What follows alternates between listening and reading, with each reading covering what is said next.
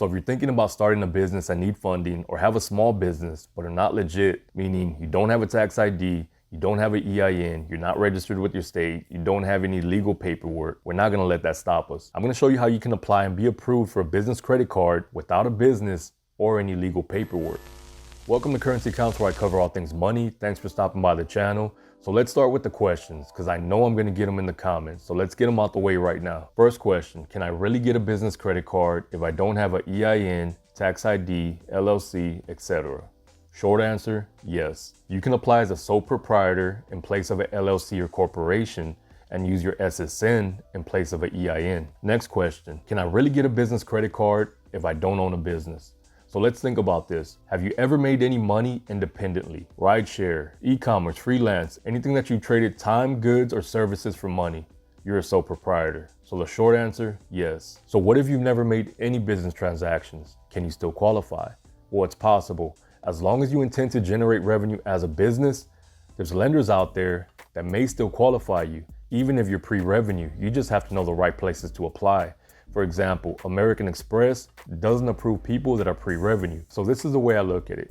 If I were in the position of applying for business credit and had no revenue, I would forecast my revenue. So if I forecast that I was gonna make $250,000 that year and fully intend to claim on my taxes that I made $250,000 for my business, well, you can put down that you make $250,000 on that application because that's what you're forecasting to make. But guess what? Things happen and you may fall short of that $250,000 goal you set out for at the beginning of the year. But you as a business owner doing all the necessary research on your industry, were fully expecting to hit your yearly revenue goal. So when you enter your yearly revenue on your application, you're being truthful. And I just want to mention something that has absolutely nothing to do with what we're talking about here. It's just a little fun fact. Most credit card lenders do not require business income verification. We'll just leave it at that. All right, so enough talking. Let's get into a business credit card application. So we're gonna start with chase.com. All right, so we're here at chase.com. We're gonna go to credit cards, business credit cards, and the card we're gonna be using as an example is a Chase Inc. Business Unlimited credit card. And this card has no annual fee. Click on apply. All right, so we're gonna start with the authorizing officer title, which is you. So are you a member, owner, partner, president, treasurer, or vice president? So if you don't have an EIN or LLC, you're gonna wanna come in as the owner. Don't put member, partner, president, treasurer, vice president. So from here, it's all personal information. Name, DOB, mother's maiden name, tax ID type. Do you have an individual tax ID number, or are you gonna enter your SSN? So again, if you're coming in with no paperwork, you don't have your tax ID, which is basically like a business license, you're gonna enter your SSN. More personal info, street address, zip code, city, state, phone number, email address. So now it's time to enter your total annual gross income. So this income is your personal income, not what your business makes. So this part is really critical because if you put a small number, let's say you put $25,000, $35,000. These credit cards, this business credit card offers a line of anywhere from $5,000 to $15,000, $20,000. And this credit card also requires a PG, personal guarantee. So if they see you're only making $25,000, $35,000 personally and your business goes under, well, how are you gonna pay this credit card back, right? So they wanna see that you're making over a certain amount. Now you want to be truthful, but look at what it says here. This is what you earn or reasonably expect to earn this year. So maybe right now you're earning $25,000, $35,000 a year, right? But you expect to earn $100,000 this year. Okay, that's what you're going to enter here. So what you don't want to do is don't come in crazy, right? Don't put that you expect to earn $1 million this year, right? Don't do that because that raises red flags to the internal system and that's gonna mess you up. So definitely do not do that. You wanna be reasonable on what you expect to earn. Don't come in too high, don't come in too low. If you expect to earn 150 grand this year, put that you expect to earn 150 grand. All right, so now it's time to enter your business info. So from here, we're gonna enter our legal business structure. So are you a corporation, a LLC, nonprofit, partnership, or sole proprietorship? So if you have any one of these, if you are any one of these, enter it here. But since we're applying with no legal paperwork, we're gonna enter sole proprietorship. A business legal name, you're gonna enter anything that you want your business name to be here. So on the right side here, it says desired business name on card. So this is how it's gonna appear on your actual credit card. So that's how it would show on the credit card. It would show your name, your actual name, and then under that, it would show whatever you enter right here. Does your business use another name like a DBA? If it does, enter it, yes. If not, no. Okay, so now we get to tax ID type. So do you have an EIN? Do you have an ITIN? Or are you gonna use your SSN? Again, no legal paperwork. We don't have an EIN, we don't have an ITIN, we're gonna enter a SSN. Now, if you do have an EIN, you're gonna enter it here. But for the sake of this video, we're gonna use our SSN. You're gonna enter your SSN right here. So yes or no, is your business's physical address the same as your personal address? Yes or no? We're gonna choose yes. So how many employees do you have? So if you're just starting out, obviously you might not have any employees, right? Not including yourself. If you are a sole proprietor and you're the only employee, you're not gonna put 1, you're gonna put 0 right here. If you do have employees, put the number of employees you have. Right here, business phone number. If it's the same as your personal line, as your cell number, just enter it here. Okay, more important information that we're gonna wanna make sure that you fill out correctly. Business established date. If you are pre-revenue, if you haven't made any transactions as a business as of yet, okay, this is gonna be very important. Because if you put a future date, that's not gonna fly with the internal system here, with the electronic underwriting, because it's gonna show, okay, well, they actually haven't even started their business yet. Why are they applying for a credit card? Why would we actually give them a credit card if they have no revenue, right? If they haven't even started their business yet. So this is a tricky one here. So what Chase wants to see is that you've actually been in business for a while and that you're not gonna be a liability, that you're not gonna go out of business in 3-6 months, and that you're not a credit risk. So what is the actual date that your business established? So let's think of it like this. When did you first think of starting your business? Was it 30 days ago? Was it 6 months ago? Was it 1 year ago? Was it 2 years ago? When did you actually think of starting your business? And did you have that business name in mind when you were thinking of starting your business? So that date that you thought of starting your business is your actual inception date. So let's say it was June 6, 2022.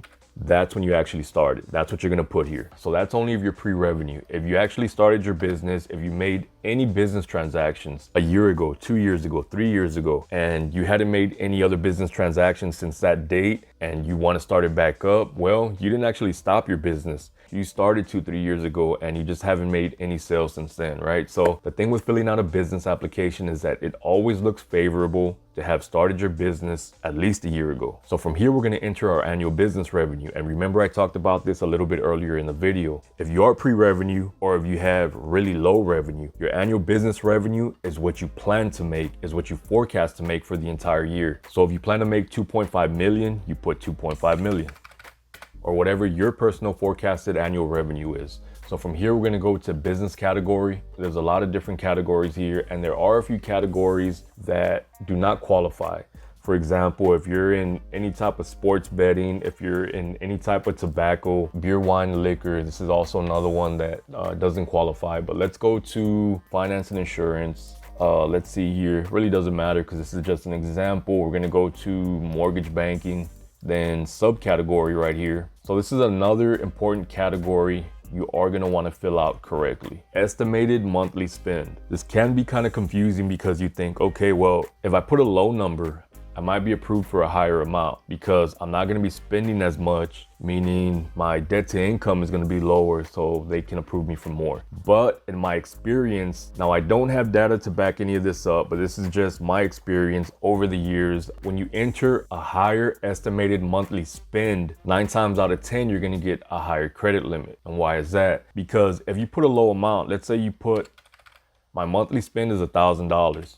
Okay, well, why are you applying for this credit card? You're applying for this credit card because you're gonna use your credit limit as your monthly spend. And what's in it for the credit card company? These guys make their money off of what? Interest, right? So obviously they wanna lend you more because the more they lend you, the more you spend, the more you spend, the more interest they charge, right? So if you only spend $1,000 a month through your business, they might only give you $1,000 credit limit. Because hey, you're only spending $1,000, you don't need any more than that, according to you, according to what you entered here. Or they might just deny you altogether because they look at the risk versus the reward. It might end up costing Chase more to actually approve this credit card for $1,000, right? So you're gonna wanna be very careful about what you enter here as your monthly spend. So anytime I personally apply for a business credit card, my monthly spend is about 10 grand. So just because your monthly spend is 10 grand, doesn't mean you're gonna get approved for 10 grand. But again, in my experience, If your monthly spend is higher, your business credit limit is going to be higher. Would you like to add any employee cards? Yes or no? If you enter yes, you're going to enter all their personal information here. I'm going to put no. Okay, from here it's asking if you want to go paperless. So I always choose no, but that's up to you. That's your personal preference. So from here, we're going to look at all the terms. Pretty basic standard stuff here. You're just going to want to kind of scroll through all this to know what you're getting yourself into. From here, you're going to click I've read and agreed to all the above, then submit. So I will say with Chase, you are going to have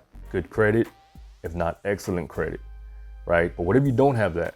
What if you have average credit, maybe even subpar credit, even as low as a 580 credit score? You can try Capital One. They approve people with as low as a 580 credit score. You always have options despite your credit score. So let's go to Capital One now. So we're gonna scroll all the way to the top, hover over credit cards, click on business credit cards. There's a lot of different credit cards here. So one thing with Capital One, right off the bat, it's going to show you the credit needed to be approved for any one of these cards here. So with the Venture X Business, excellent credit, Spark 2, excellent credit. So we're going to scroll all the way down here to Spark 1 Classic. So with the Spark 1 Classic, all you need is fair credit. So if you're really not sure of your credit situation, either go with the Spark 1 or the Spark 1.5 here. But just to be on the safe side, we're going to start with the Spark Classic. Now I have applied for the Spark Classic. I received a credit limit of $3,000. So not the best credit limit, but not the worst either, considering that you don't need excellent credit. You don't even need good credit to be approved for this card. So we're going to click on apply now. And I'm really not going to go through everything the way we went through the Chase application because it's pretty much the same. But I'm just going to very quickly scroll through it. So personal information, you're going to enter your individual tax ID or SSN. Here we're going to enter our SSN, not a tax ID. One of the main differences here is it asks you on your personal information, do you own, rent, or other? So same thing, your business role, total annual income, own, rent, or other. If approved, do you intend to use this credit card for cash advances? Yes or no? And one of the reasons it asks you this is that if you click yes and you do get approved for this card, they'll send you some business checks. Now, it's not a business checking account that they're setting you up with. It's a few checks that you can use to cash, to deposit, and those funds are going to be pulled from your credit card balance. But I will point out, if you do use one of these checks, the APR is going to be a little bit higher than if you just use your credit card because it's considered a cash advance. So from here, we're going to enter the business legal structure. Now, we covered all that in the previous application. Additional business information. So one of the differences in this application is that it asks if it's a publicly traded company, a majority or wholly government owned, or privately owned. So you're not publicly traded, you're not government owned, you're privately owned. So right here it asks you the business legal structure. Remember, we enter sole proprietorship here. So right here it doesn't even give you the option to either enter a EIN or SSN. Since it's not giving us that option and we don't have an EIN, we're gonna click my business doesn't have an EIN. How old is the business? Remember, we covered all this in the previous application. Is your business headquartered in the US? Yes. Is your business legally formed, incorporated, or registered in the US? So it's not incorporated and you're not registered as of yet, but it is legally formed in the US, so we're gonna put yes. Is your business primarily based in the US? We're gonna click yes. Mailing address is gonna be the same residential address unless you have a different address. All right, so one of the differences here between this application and the Chase business application is that you need to consent to paperless statement to actually apply for this credit card. So if you try to continue without consenting, it won't let you. Please agree to electronic communication agreement in order to submit your application. So we're gonna agree to that. Look at all your terms here. We're gonna click continue. From there, it's just gonna give you some legal disclosures. Once you do that, they're gonna run that credit check. So continue, few disclosures, submit, and you're all set. To some, this may seem like a hassle and a lot to deal with. And why not just apply for a personal loan credit card or a personal credit card? Well, it's really not any more of a hassle than applying for personal credit. The application is maybe one page longer, but the number one reason I would consider applying for a business credit card versus a personal credit card is because of the credit limits. Yeah, there's points and promos like the $750 cash back when you apply for the Chase Ink card through the link in my description. But on top of that, my Chase Ink business credit card has double the credit limit of my Chase Sapphire card. Same thing with Capital One. Now, I will say with Capital One, you are gonna receive a lower credit limit versus somewhere like Chase. And that's only because they do approve people with less than excellent credit, less than perfect credit, even sometimes less than good credit. So you're gonna receive a lower credit amount, but I received triple the credit amount on my Capital One business card versus my Capital One personal cards. One more thing I like to mention, if you're not sure of your credit score and don't want that hard credit inquiry on your report, check out Capital One. When you apply through the link in my description, you can see if you're pre-approved without a hard impact to your credit score. So I hope this video was helpful. I want to thank you for watching. Links in description. See you next time.